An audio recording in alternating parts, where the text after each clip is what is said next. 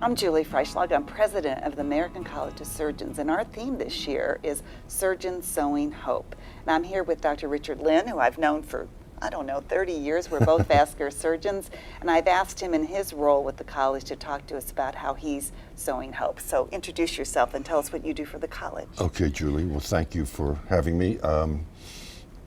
I have the privilege, and I have to pinch myself because every time I think about it, and the honor of serving with Julie, as she's the president and I'm currently the second vice president. So timing's everything. We've known each other for so long, and yet to have this year be together is truly a wonderful experience for me, and I know for Julie as well, and I can't think of anybody I'd rather serve under than her.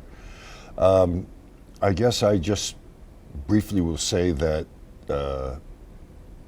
I owe everything that's happened to me professionally from the time I finished my training to right this minute while I'm sitting here to the American College of Surgeons. And you might say, well, why? Because a lot of it had nothing to do with technical surgery. It had to do with relationships. It had to do with inspiration. And I guess if I had a message for young surgeons, and in my role as the second vice president, I have the privilege of going to some of the chapters around the country, and as an ambassador, I guess, if you will, like you. And my message would be, particularly to the younger surgeons, is that it has to start somewhere. I mean, you know, it's there for you, and it doesn't mean you have to be on a mission to say, I'm going to get this. In my case, it was a no-brainer that the minute you got board certified, of course you had to become a fellow of the college, because all my mentors were. Absolutely. And that's all I knew about the college. I didn't know anything else about it, except that as a chief resident, I was able to go for my program, and I'll never forget sitting in San Francisco, actually, that first year in 1975, and looking at people who, I'm probably older than they were then, but they walked around with these ribbons, and I recognized the name because our generation, I'm sad to say, compared to the newer generation, was embedded with the giants and the names. And unfortunately today, you know as well as I, as vascular surgeons, you could ask some medical students who Dr. DeBakey was, and they wouldn't know who you're talking about. But that was not the way it was when we were there. And I would look at them and see a thing, governor, and wow. And then, so I joined my chapter, which was in Florida, and just went to the meeting every year, and before you knew it, without looking for it, I guess, well, we see how it works now. They notice people who are interested. There's a method to their madness. It's been working for over 100 and some odd years. And all those relationships. Right, so the next thing you know is I'm on the council, and the next thing you know, I'm an officer, and next thing you know, I'm the president. And again, not because I had this, PR person pushing me. It just happened.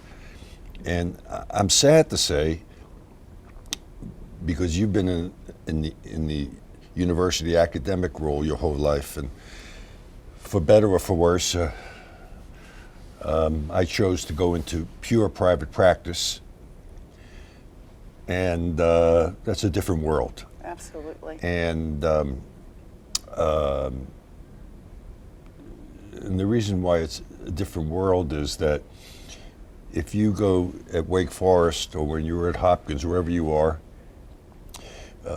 you're mixing with people that at the least the bar is set so high that they're good and the care is going to be good. I mean, some better than others, but whereas in the pure private practice world, particularly in South Florida, unfortunately, it's a melting pot, if you will. And there were colleagues of mine that I worked with who were as good as anybody anywhere in the country.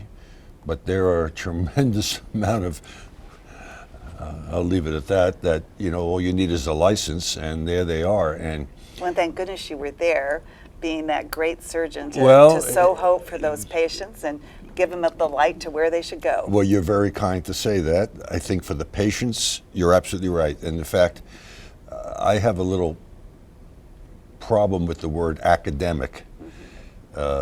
We always hear, well, it's either academic or private practice. My feeling is that, in my own case, and many of my colleagues or some of my colleagues, practiced academically every single day of the year. Yeah, we call it an academic learning health system, Right. where you're constantly learning. Yeah, so I almost like to see it be changed to a university, as opposed to just academic and not. But be that as it may, it did work to my disadvantage. Not for the patients; they loved me, and the nurses that respected that. But a lot of my colleagues who had no interest at all in the college or anything like that thought, oh, he thinks he's a professor, and I didn't stop anybody from getting involved in all that. Absolutely. Well, you have contributed so Well, much to the college. Yeah, but I've had shoulders to stand on, and you've been one of them. Julie is humble, but she's mentored me along, certainly in the Society for Vascular Surgery, which is where our nest is, and I was privileged through your, forget talking to them, to you, the fact that, I got to be on the board of the SVS and now here. So I guess my final message would be that if I stay healthy enough and vibrant enough to be able to pass on to the next generation, that this beloved institution of ours is got so much to offer, but you've got to reach out. Right. Not necessarily to climb a ladder, but take advantage. Right, and get to know colleagues. Right. Well, thanks for sharing. We Well, really thank you. appreciate Sorry it. I spoke so long. It's wonderful.